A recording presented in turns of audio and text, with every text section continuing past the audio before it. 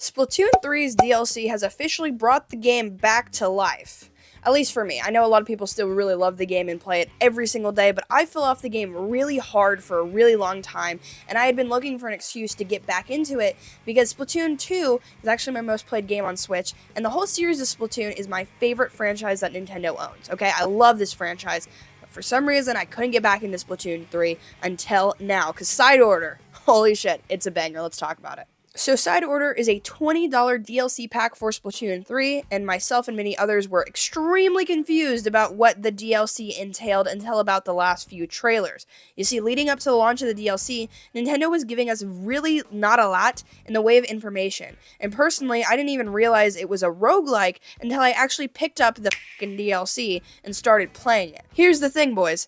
I really dislike roguelikes. I mean, literally some of the so-called best games ever are roguelikes, and I actively hate them. Hades? Hate it. Dead Cells? Garbo. Slay the Spire? I just hate the idea that when you lose all of your progress, and I just die way too much for that to be feasible for me, I think. Like, sometimes I'm just careless and I don't really know, or I just don't want to pay attention and then I end up dying and it just screws everything up. But for some strange reason, I have absolutely fallen in love with Splatoon 3's Side Order. Let me break it down. The story follows where the last Splatfest of Splatoon 2 left off, with Order versus Chaos. Chaos won in this new world, and so Chaos, evidently ensues. And there's a lot more to that story, and there's some really cool lore that it puts into the Splatoon world, I guess, but I feel like those are spoilers, so I don't really want to, ruin that for anyone. But it does happen really quickly in the thing, but that's, the gist of the story. Chaos. It's going crazy. You gotta do some shit to get it back to not chaos, right? Restore order. But I think the main thing of this DLC is just how it plays. With each play session you have, it's gonna be really different as you attempt to scale a tower and reach the end goal at the top. And some are easy, and then others are just, absolutely horrific and make you want to break your Switch in half. But one of my bigger problems with this game mode is that it's repetitive. Occasionally, not all the time, but sometimes. So each floor will have you attempting to do some sort of goal. Sometimes you have to guide a tower and shoot it a bunch and push it along. Sometimes you have to destroy the spawns of enemies or catch the super fast rail sliding fish thing.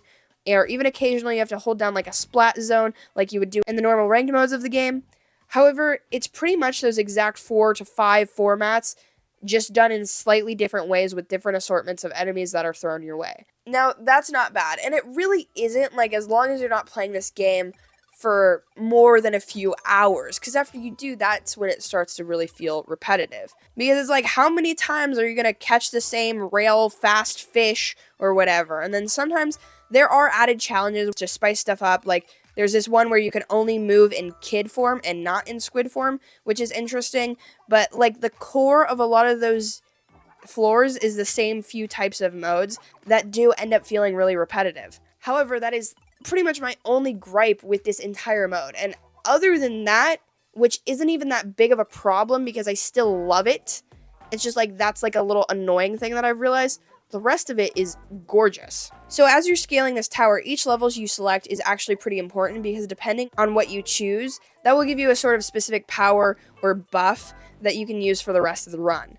And these temporary buffs will help you reach the end easier, but usually the better this power or buff that you get, the harder the challenge room you go into.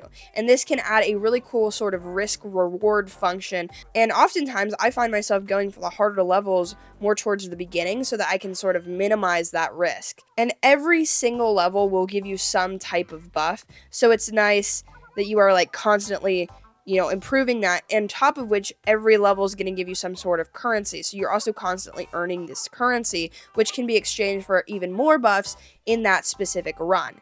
And then outside of that run, depending on some other type of currency you get, that's the outside currency that you can take and actually upgrade your character, which will go through the whole game. So these are permanent upgrades, but then there are other not so permanent upgrades that are dependent on each run. Okay, do you know what I'm saying? It's kind of weirdly complicated, but I think if you understand roguelikes, it's pretty much the same as a lot of the other roguelikes. But honestly, if nothing else, I think it just serves as a really nice extra thing that's added to an already very complete package that is Splatoon 3.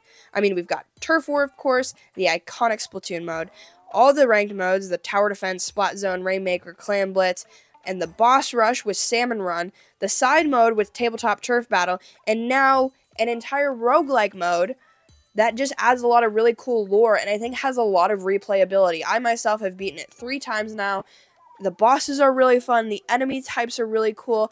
There's a lot here that is just a fun, exciting time. And I think, like, if you're looking for something to sort of take a break from the rest of the Splatoon 3 modes, this is a great way to do it. It's also offline, so this gives you, like, if you're on a plane or something, you don't have access to Wi-Fi, you're driving. Like, this is a great on-the-go thing, because I think that was probably the biggest issue with Splatoon, is that there was, like, nothing to do when you're not connected to the internet, right? And that's kind of, like, annoying. So now you've got this whole sort of offline game too, on top of which is great. Also, I guess I'll mention that the DLC also comes with the original hub world for Splatoon 1, so you can like transfer into that for some reason. It's kind of stupid, to be honest. Like, I don't see a lot of merit in it. It's like a fun little trip down memory lane, but it's nothing super of note, but it's there, I guess. Overall, though, this DLC was an absolute banger, and I really had a great time. And I don't really know if I've ever given a rating to a DLC, and I feel like 1 out of 10 doesn't really make a lot of sense. So I'm just going to say that if you are a Splatoon fan, you'll have Splatoon 3. I think that this is a must-add, a must-have addition to that game. I think you got to check it out. And honestly, like I said, I fell off of Splatoon pretty hard for a while, but this single-handedly brought me back, and now I can't get enough of it. And not only on side order, but it's also brought me back to like all the rest of the, the ranked modes, the splat zones, everything. So it kind of just like had this really cool little effect on me where I'm really just back into the game and I'm having a lot of fun with it, okay? I think you got to check it out. Let me know what you think about the DLC down in the comments below if you already have it. And I will see you in this video. It's a banger. It's a vibe. It's a good time. See you guys over there. I hope it sounds good, I feel like I've been having some weird mic issues. Guys, this took me so long to film, I'm gonna be honest with you guys. My camera died, memory card wasn't formatted, flipping mics had to charge. Lordy, it's been a day.